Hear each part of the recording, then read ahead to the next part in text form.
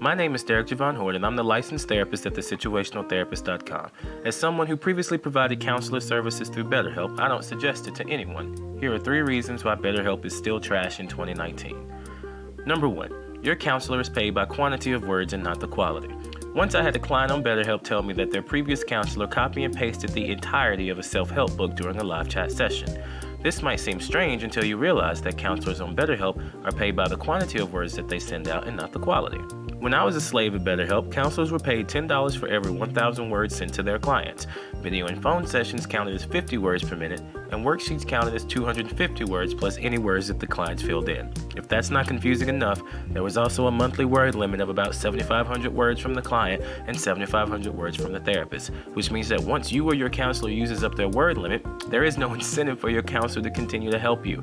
You can choose a different counselor, but you have to go through the process of telling your entire story all over again. That's going to take up a significant portion of your word count. No wonder they make you pay by the month. Number 2, if you heard earlier, I said that I provided counselor services, not counseling services.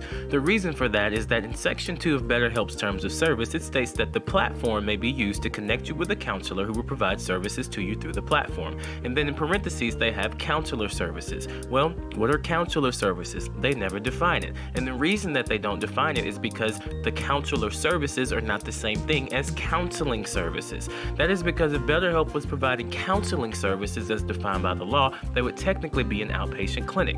Because that involves permits, licenses, and more money that they have to pay, they instead provide the platform. So you're basically paying upwards of $320 a month to use a BetterHelp branded Skype. In fact, BetterHelp's own terms of service forbids the provision of clinical diagnosis requiring an in-person evaluation, and you should not use it if you need any official documentation or approvals for purposes such as, but not limited to, court-ordered counseling or emotional service dog certification. It is also not intended for any information regarding which drugs or medical treatment might be appropriate for you, and you should disregard any such advice if delivered through the platform. So, if your therapist gives you any medical advice, i.e. counseling services through the platform, you're supposed to ignore it by BetterHelp's own terms of service.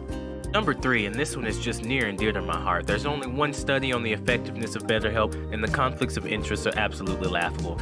Of 318 people that participated in this study, 98% made significant progress, 94% prefer BetterHelp over face-to-face therapy, and 70% saw a reduction in depression symptoms. The study was done by the Berkeley Wellbeing Institute. Surprising absolutely no one, the Berkeley Wellbeing Institute is not affiliated with UC Berkeley.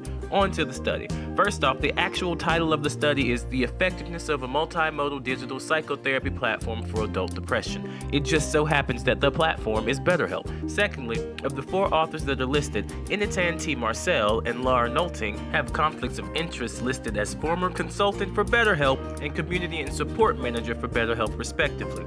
The study itself included 318 participants who all used the SMS modality, meaning they literally just sent text messages back and forth. Now you see why the previous client told me that their therapist sent them a book. The only difference between this and reading a book on depression is that books don't cost $340 a month. The study is utterly worthless and hilariously enough has been cited by no one except for me in the past 10 months since it has been published. However, it does have 14 tweetations. Anyway, BetterHelp calls it an extensive study. The study itself says that it's an exploratory investigation. The study also says, amazingly, that it lacked a randomized control group, which is the absolute standard for scientific. My video cut out before I finished dunking on BetterHelp, so let me go ahead and sum it up with this. Just don't use BetterHelp. It's crap. Go look at the BBB reviews. Go check those out. Go see what those say, if you think I'm lying. Go look at them. Go!